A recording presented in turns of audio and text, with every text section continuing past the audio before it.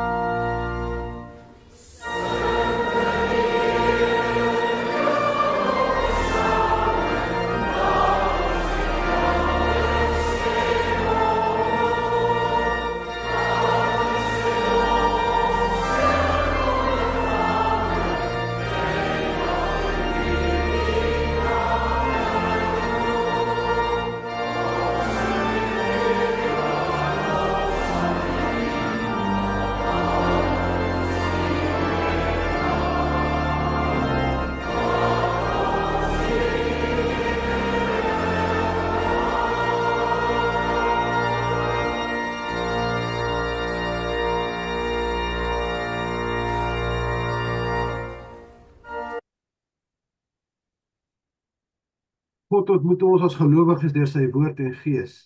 Hy spreek ons aan en op hierdie spreuke antwoord ons. Die Here sê, geseënd is die wat weet hoe afhanklik hulle van God is, want aan hulle behoort die koninkryk van die hemel.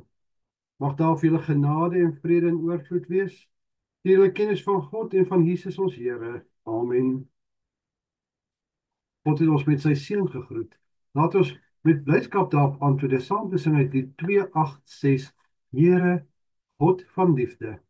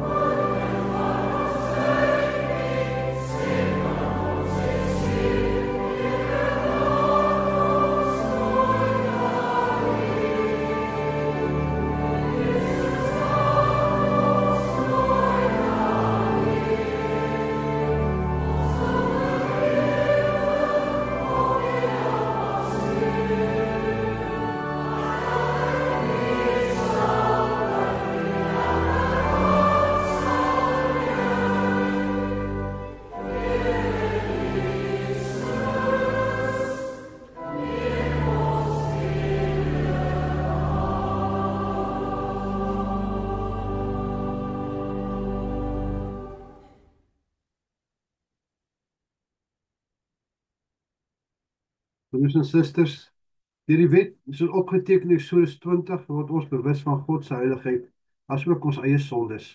Kom ons luister na die wet, soos opgeteken in Eksodus 20.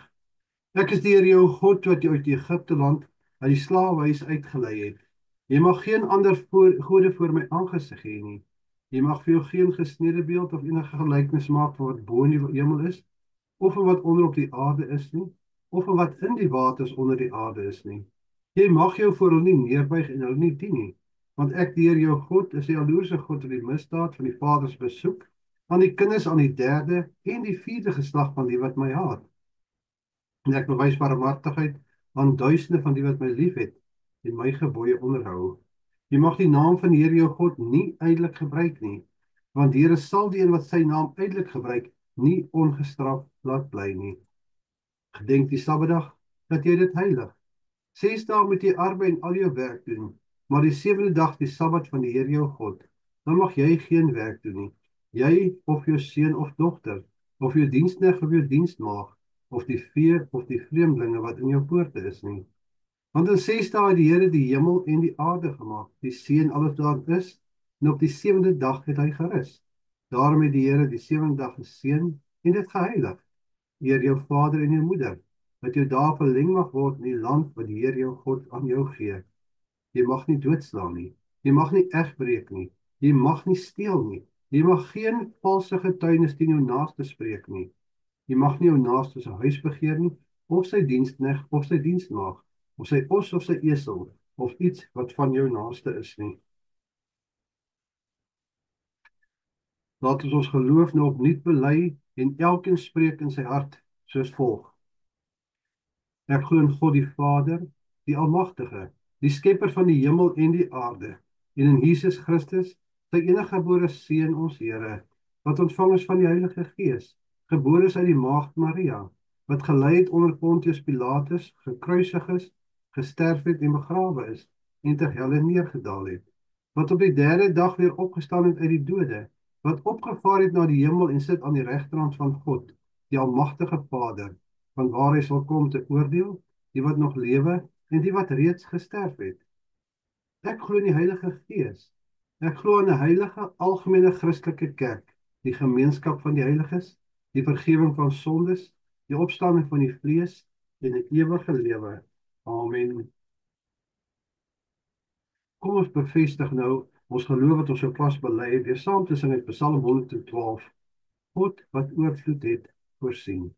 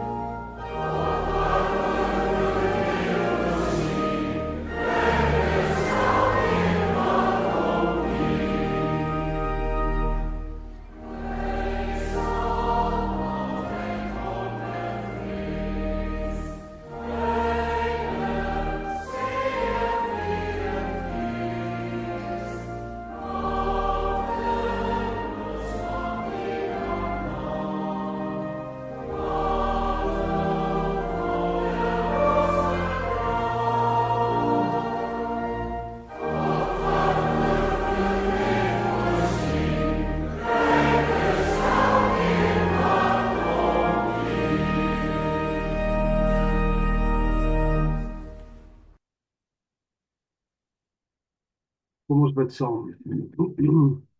Ons Vader wat in die hemele is, laat u naam geheilig word. Laat u koninkryk kom. Laat u wil geskied, soos in die hemel, net so ook op die aarde.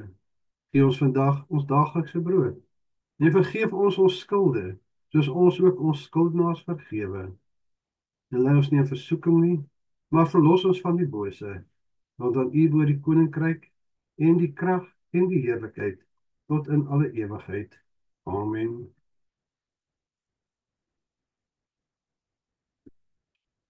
Ons skriflesing kom vanoggend uit Johannes, die Evangelie van Johannes. Ek noem vir Johannes 12 vanaf verse 1 tot 8. Die gedeelte gaan oor Jesus wat in Betanië by Lazarus en Maria en Martha aan huis was.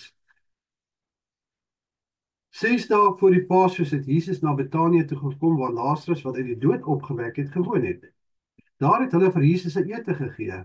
Martha het bedien en Lazarus was die een wat saam met hom aan tafel was. Toe het Maria 'n half liter egte, baie duur nardesolie gebring en dit op Jesus se voete uitgegiet en sy voete met haar hare afgedroog. Die hele huis is deurtrek met die geur van die reukolie. Judas Iskariot, een van sy disippels, die wat hom sou verraai, sê toe: "Waarom is hierdie reukolie nie vir 300 silwerstukke verkoop en die geld vir die armes gegee nie?" Dit het hy gesê, nie omdat hy hom oor die armes bekommer het nie, maar omdat hy 'n dief was. Hy het die beursie gehad en hy het van die bydraes gevat. Toe sê Jesus: "Laat staan daar.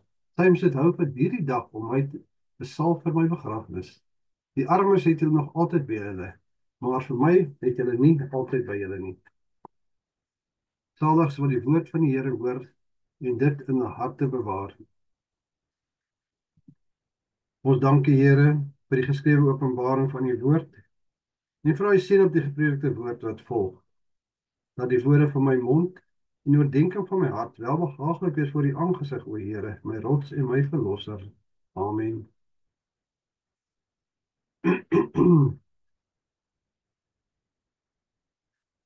Geliefdes en Here, ons tema vanoggend is twee harte, twee houdings, Maria en Judas in kontras. Ons teksvers kom daar vanaf vers 3. Toe het Maria 'n half liter egte, baie duur nardesolie gebring en dit op Jesus se voete uitgegiet en sy voete met haar hare afgedroog. Die hele huis is deurtrek met die geur van reukolie. Nou, ter inleiding, geliefdes, daar's oomblikke in elkeen se lewe wat 'n mens nooit vergeet nie.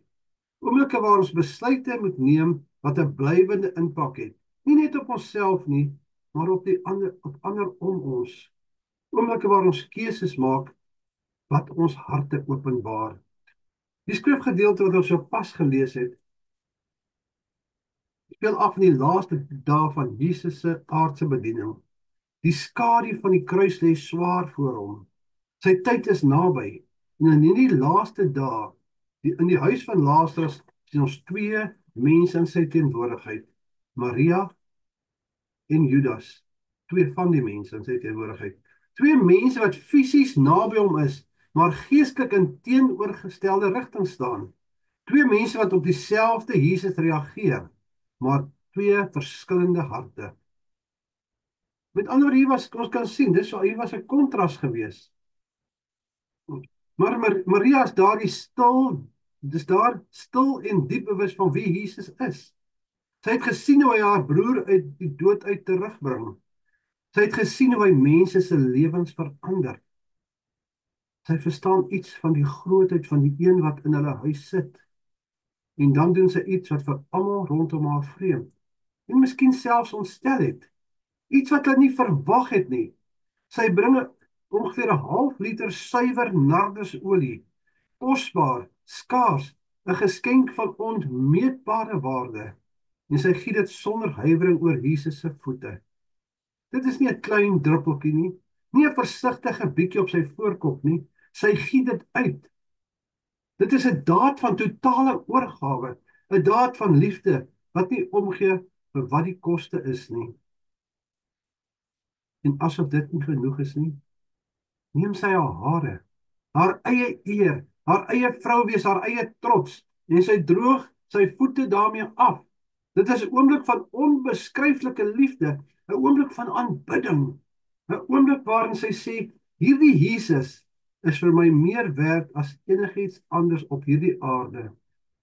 Die geur van die olie vul die hele huis. Dit is nie iets wat ongesiens kan verbygaan nie.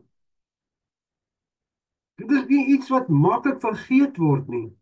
Hierdie daad van liefde is tasbaar, dit is ruikbaar, dit bly met hulle. Ek wil amper sê dit omvou hulle. Een van die duurste en mees gesogte reukolies, gebruik in parfuum, salwing en medisinale doeleindes.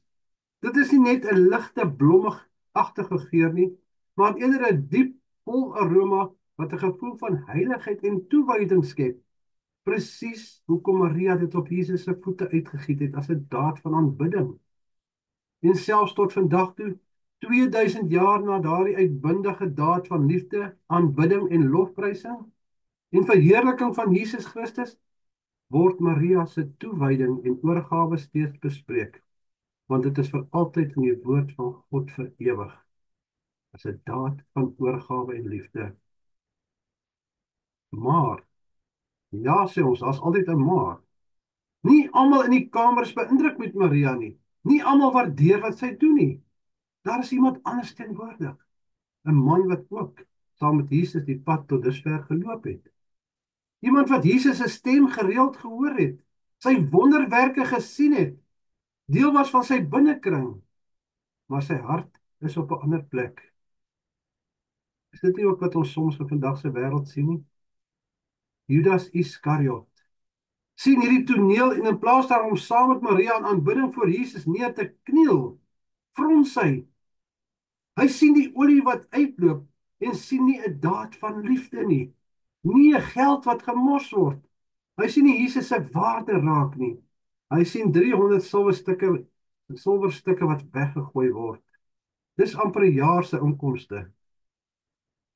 En toe hy sy stem dik maak, is dit 'n toon, ek kan sê 'n toonbeeld van vroomheid. Waarom is hierdie reukolie nie verkoop en die geld vir armes gegee nie? Wow, dit klink edel. Dit klink na 'n goeie punt om te maak. Dit klink selfs heilig. En in vandag se lewe sal daar dadelik 'n koor van stemme opgaan wat saam met hom stem. Dan vertel Johannes egter vir ons die waarheid agter sy woorde. Judas het nie omgegee vir die armes nie. Hy was 'n dief. Uit kort en kragtig word gestel, hy was 'n dief. Hy het die beursie van die disippels gedra en hy het gevat uit dit wat vir Jesus en sy disippels bedoel was. Met ander woorde, hy was agteraf. En dis kom ons sê sy hart was nie daar nie. Geliefdes in die Here, dit is op hierdie oomblik waar ons stil staan. En nadink, mooi nadink oor hierdie. Twee mense, een kamer, een Jesus, maar twee totale verskillende houdings. Die een gee haar kosbaarste besitting vir Jesus. Die ander wil hê wat aan Jesus behoort. Die een verstaan wie Jesus is, hy sien hom as haar grootste skat. Die ander sien hom as 'n manier om sy eie agenda te bevorder. Die een gee en die ander neem. En dan praat Jesus. Hy kyk na Maria. Hy sien haar hart. Soos ons altyd sê, hy sien haar innerlike binneste. Hy verstaan die betekenis van wat sy doen, selfs al verstaan sy dit dalk nie op hierdie oomblik volkome nie. En hy sê, laat staan haar. Sy moet dit hou vir daardie dag om my te salf vir my begrafnis. Want julle sien, wat Maria hier doen is 'n profetiese daad. Sy berei hom voor vir die kruis. Sy doen iets wat selfs die disippels nog nie begryp nie. En Jesus sê vir hulle, die armes het julle altyd by julle, maar vir my het julle nie altyd nie. Maar mooi, nou moet ons mooi verstaan hierso. Dit beteken nie dat Jesus nie vir die armes omgegee het nie. Nee, sy hele bediening was vol van deernis en sorg vir diegene in nood. Maar hierdie oomblik is uniek. Hierdie oomblik is heilig. Maria het iets regs verstaan. Dat Jesus op pad is na iets groters, iets diepers, iets wat hul lewens vir ewig sal verander. Ons lewens vir ewig verander. Maar Judas verstaan niks hiervan nie. Sy hart is op 'n ander plek. Sy gedagtes woel om ander dinge. En dit is nie toevallig dat Jesus juis 'n paar dae later Jesus sal verraai vir 30 silwerstukke nie. Die ironie is hartverskeurende. Maria gee haar kosbaarste skat vir Jesus. Judas verkoop Jesus vir die prys van 'n slaaf. Is dit nie ook wat in vandag se wêreld gebeur nie? En nou geliefdes, nou moet ons die vraag vra: waar staan ons in hierdie verhaal? Hoe lyk ons hart? Hoe lyk my hart? Hoe lyk jou hart? Dink mooi daaroor na. Die waarheid is, daar's iets van Maria in ons, en daar's ook iets van Judas in ons. Daar's tye waar ons Jesus wil eer met alles wat ons het. Tye waar ons wil neerbuig en hom aanbid en sê, Jesus, U is alles vir my. Maar daar's tye waar ons, en soos Judas, die ding in ons harte toelaat, wat hom van ons wegstoot, wegtrek. Daar's tye waar ons Jesus met ons monde eer, maar met ons dade verraai. Vandag staan ons almal voor 'n keuse. Wil ons wees soos Maria, oorvloedig van liefde vir Jesus, bereid om te aanbid sonder om enigiets terug te hou? Of wil ons wees soos Jesus, naby aan hom maar nooit werklik vol van liefde vir hom nie? Ek sluit af met die volgende. Hier is die wonderlike waarheid vir ons as kinders van God. Daar is genade. Daar is altyd 'n kans om jou hart weer en weer aan Jesus te gee. Daar is altyd 'n geleentheid om te kies om aan hom te behoort. Maar dit vra 'n daad van geloof, 'n daad van oorgawe. Dit vra dat ons trots laat gaan, dat ons met dit wat vir ons kosbaar is, in sy hande plaas, dat ons, soos Maria, bereid is om die bottel te breek en alles voor hom uit te giet. Wat is die geur van jou lewe?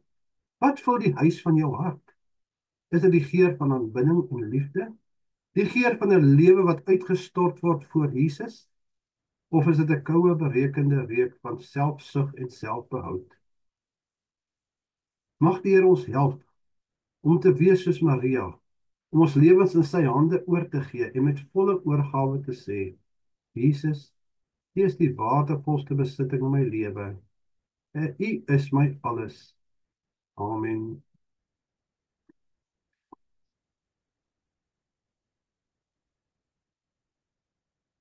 Kom ons bid saam. Ons Here en Hemelse Vader, U het ons siele gevoed met die brood van die ewige lewe. U is in beheer van die skepingswonder. Maar Here, vergeef ons blindheid. Vergeef ons dat ons dit miskyk, maar oop ons sielsoë, want U is ons skat bo alle skatte. Die een waardig om met ons die hele lewe geëer te word. Here, dankie dat U nie kyk na die uiterlike nie, maar na die hart, selfs wanneer dit gebroken is. Dankie dat U opregte aanbidding van Maria aanvaar het en dat U ook ons nederige offers nie verag nie.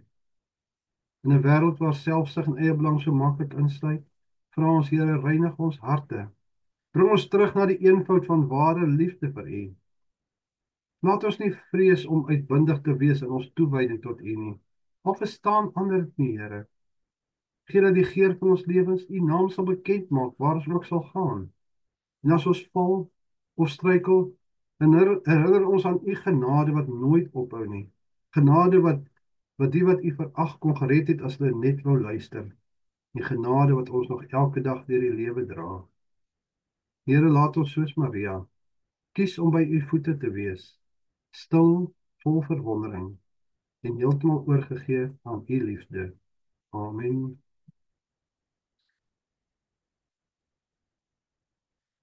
Ons slotlied vir oggend is die 269, God bly met U, waar U ook mag gaan.